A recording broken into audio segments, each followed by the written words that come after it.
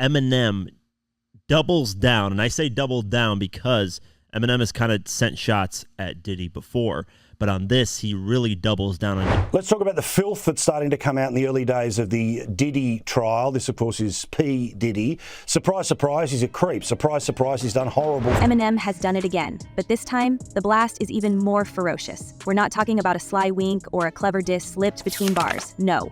Marshall Mathers has thrown his gloves on the floor, pointed straight at Sean Diddy Combs, and accused him of the unthinkable. Greed, jealousy, blood on his hands. Every venom-laced accusation that's haunted whispers in hip-hop for decades has just been shouted at full volume by the one man in rap who never fears consequences. And as the new album ripples across streaming platforms, fans and critics alike are staring wide-eyed at the fallout.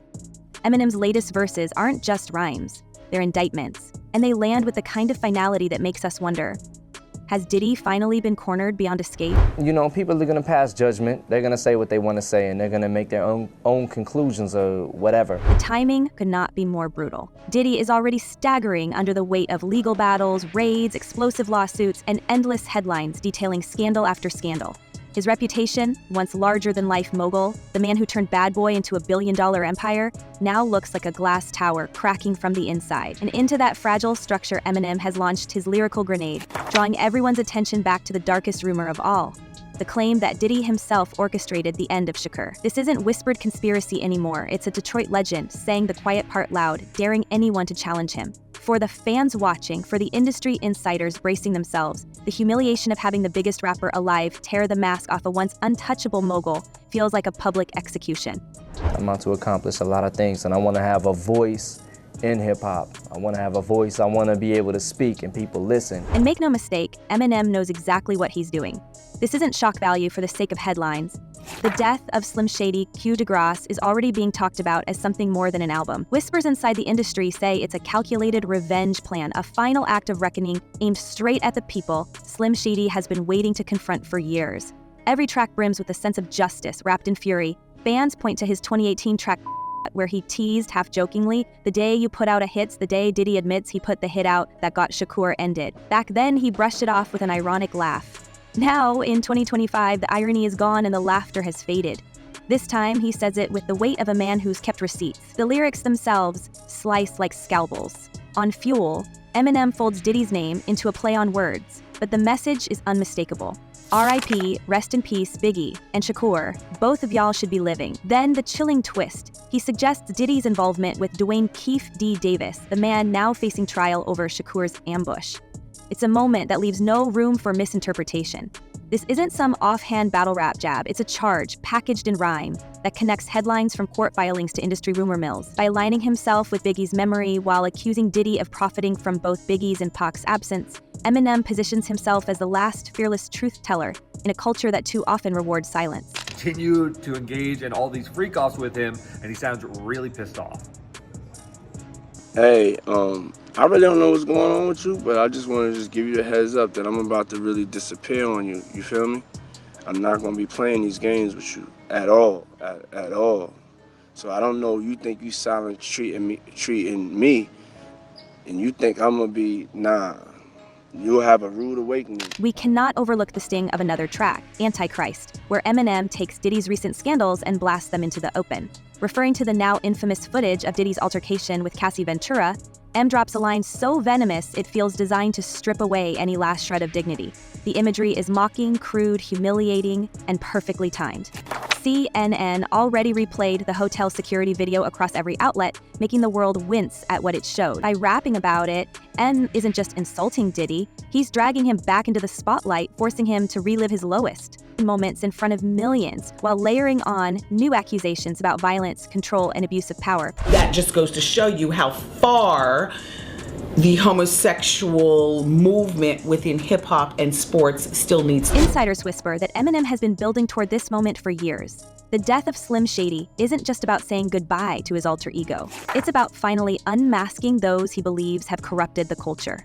We hear stories of Eminem compiling references, stockpiling names, waiting until the climate was right. And with Diddy now drowning in lawsuits and battling accusations of exploitation, the table couldn't be set more perfectly. For every fan who thought M had softened with age, this album is a reminder that his pen still draws blood. And in targeting Diddy, he hasn't just picked a fight. He's chosen the jugular. Interestingly, we haven't seen the indictments yet. There's been some time lag. I suppose it will take some time to go through all the forensic, evidence. What makes this all the more damning is the sudden talk of interference. Multiple whispers suggest Diddy tried to prevent the album from being released, throwing legal pressure and industry influence into the mix. Some claim he reached out to label executives. Others say he threatened to retaliate behind closed doors. But here's the thing, if he truly had nothing to fear, why move so frantically? Why try to keep these tracks buried? For many fans, those very attempts are the smoking gun, a sign that Eminem's barbs aren't just disses, they might be dangerously close to the truth. And every time Diddy's team dodges a question or deletes another statement, the silence speaks louder than words. The effect has been catastrophic for Diddy's image. Once, he was the slick mogul who could weather any storm, but Eminem has stripped away the illusion, exposing the cracks, mocking the scandals, and reminding the world of the rumors no one dared put on record. To have someone of Eminem's stature name him directly, to weave his story into an album destined to dominate charts, is the kind of humiliation money can't erase. Every time a fan streams these songs, every time a lyric gets quoted on social media, Diddy's name is dragged back into the muck. It's the kind of cultural punishment that no courtroom can deliver, and that is exactly why the world is watching this play out with such fascination. I'm sorry, I'm just I'm in this moment right now. This is crazy. Sorry. People don't really know how much what it does to you when something that you love is taken from you and thrown away like it don't even matter, and then they move on with their lives and you're stuck. You're stuck during those years. You're still stuck 21 years later. And still, the questions linger. What drove Eminem to finally unleash now? Was it simply the perfect timing of Diddy's downfall? Or has Marshall Mathers been sitting on deeper knowledge, choosing this precise moment to cut the deepest wound? Some claim the Cassie lawsuit cracked the dam, that once the footage and testimony surfaced, Eminem knew the public was ready to listen. Others insist it's more personal, that M has had his own run-ins with Diddy behind closed doors, clashes that have never seen daylight. Whatever the truth, what we are seeing now feels less like a feud and more like a trial conducted through rhyme, with the world as jury and Diddy squirming in the witness box. Did you ever have the opportunity where you got invited and you said no to it? Hell yeah. What was the consequences when you said no? Puffy invited me for weeks, asking me to come and teach him how to, wanted me to be his acting coach for a while. Go there and he's sitting around just looking. I'm like, okay, what's the material you want to work on? He's just looking. The reaction to Antichrist has been nothing short of seismic. The track isn't just a song, it's a courtroom in 3 minutes with Eminem as prosecutor and Diddy in the dock. Fans flooded social media with clips of the lyrics, splicing them alongside the leaked hotel footage of Diddy chasing Cassie down a hallway, as if Marshall had written the soundtrack to his rival's downfall. Some listeners praised him as fearless, saying no other artist has had the courage to put these accusations into rhyme. Others warned that he might have gone too far, reminding us of the long-standing whispers about Diddy's intimidation tactics, about how rivals who pushed too close to his secrets found themselves silenced in ways that were never fully explained. The question hangs heavy. By pointing fingers so directly, has Eminem put himself on the same dangerous list industry veterans are split? We've heard from promoters, managers, even a handful of producers who worked on both coasts in the 90s, and they all echo the same tension. On one hand, Eminem is being hailed as the conscience of hip-hop, dragging shadows into the light at a time when the culture is demanding accountability. On the other, there's fear.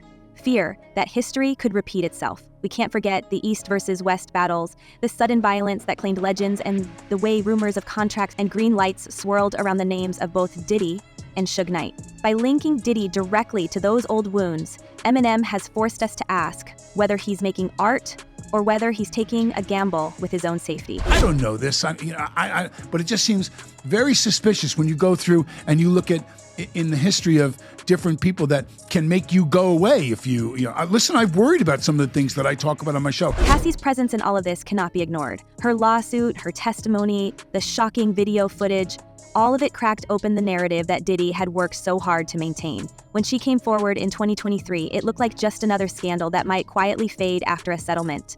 But Eminem didn't let it fade. By weaving her story into his bars, he ensured the images of that hotel hallway will live forever in hip-hop memory. Was this his way of amplifying her voice, of siding with the woman who dared to speak against one of the most powerful men in music? Or was it part of his personal vendetta, using Cassie's trauma as another weapon in a feud decades in the making?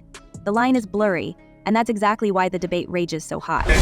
I think that they don't want, if they was in any of those freak off tapes, if they played a part in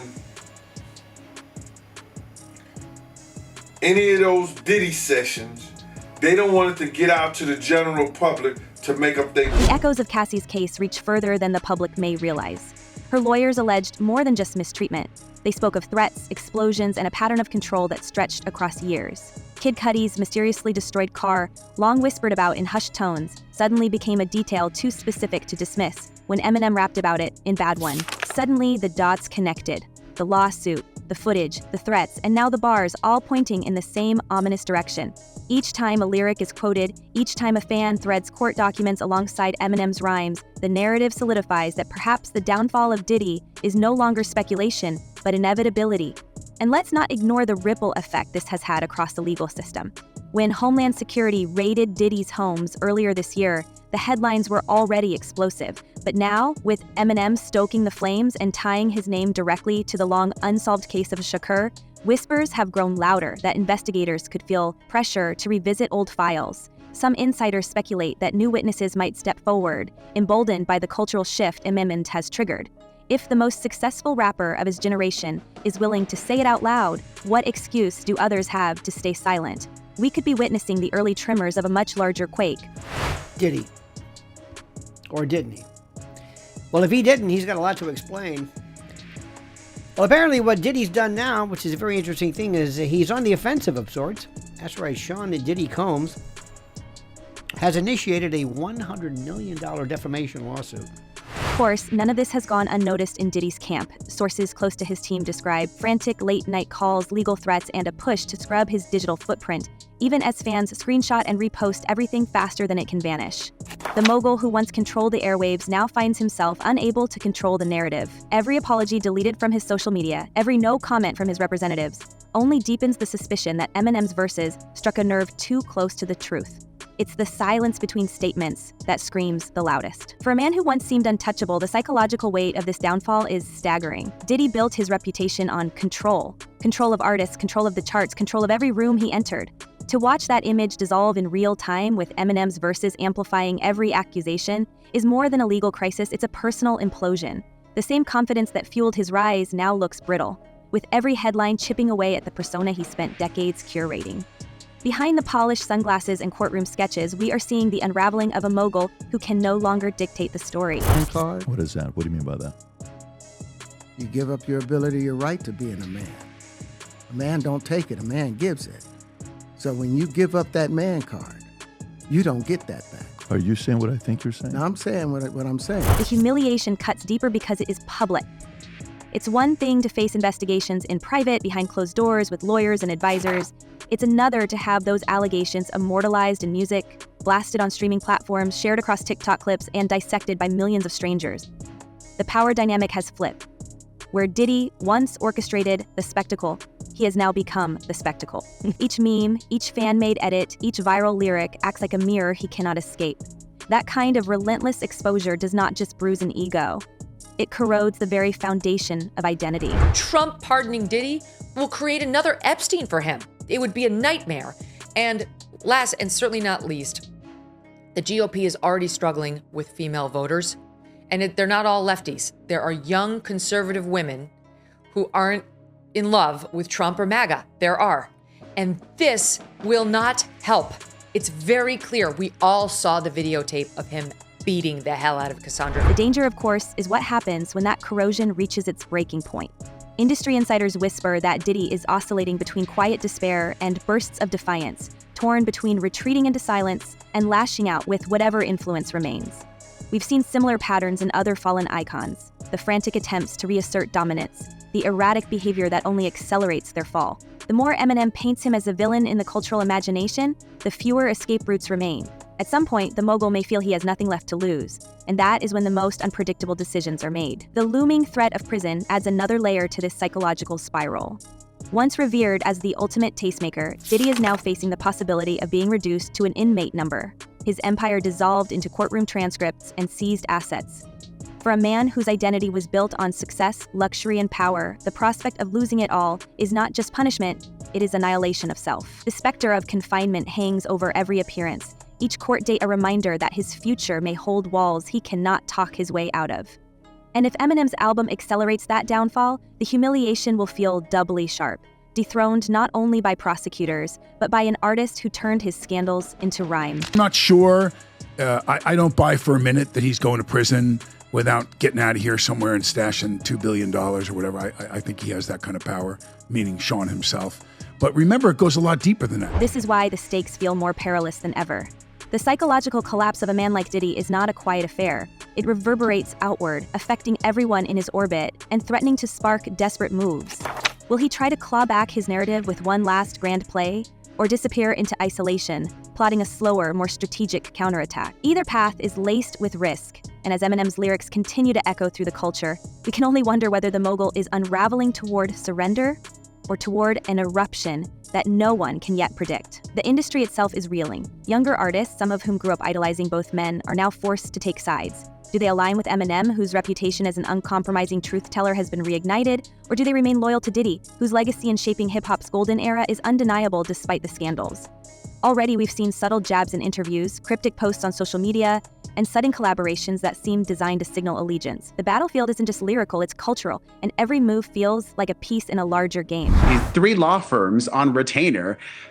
I don't know how much money is coming in, but I know that a lot of money is going out every single month for Diddy. And through it all, the specter of Shakur hovers. Suge Knight, still phoning into interviews from behind bars, has added fuel by claiming outright that Diddy deserves jail for the ambush that ended Pac's life. Whether we believe Knight or not, his words land with eerie timing, aligning with the very accusations Eminem has now blasted into the mainstream. The old wounds of the 90s, the East-West rivalry, the unresolved questions, they're all back in circulation, amplified by one album that refuses to play it safe. What was once speculation is now centerpiece conversation on podcasts, talk shows, and courtroom corridors alike. Their thing, and I was big man. That was the extent of our beef. Which brings us to the looming question of what comes next. Eminem may have landed the hardest blow of his career, but has he underestimated his opponent? Diddy has built his empire not just on talent, but on survival, on navigating scandals and coming out the other side with more power. If history has shown us anything, it's that he never surrenders quietly. Could there be one final countermove left in his arsenal? One trick that could flip the narrative back in his favor? Or has Eminem finally broken the spell, dragging him into a spotlight he cannot escape? So now we turn it over to you. Do you see this as justice long overdue, with Eminem finally saying what needed to be said? Or do you believe Diddy still has the strength, the influence, and the secrets to mount a comeback that no one saw coming? One thing is certain, this battle is far from over, and Diddy isn't going down without a fight. Until next time, stay sharp, stay watching, and tell us what you think.